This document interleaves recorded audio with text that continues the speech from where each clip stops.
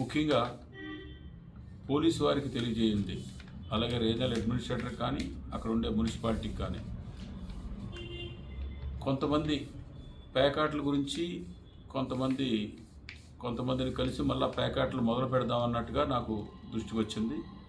అటువంటిది ఏ ఒక్కరికి కూడా సపోర్ట్ కానీ ఆ విధంగా ఉండదు.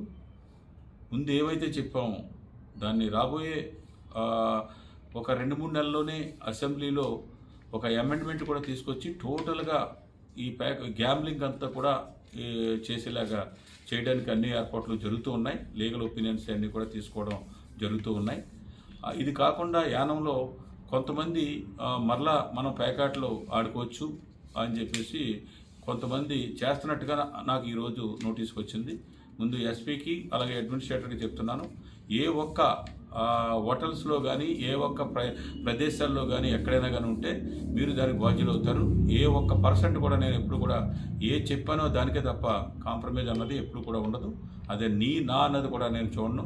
అందుకని ప్రజలు ఎవరెవరో ఏదో చెప్పిన మాటలు మీరు నమ్మకండి.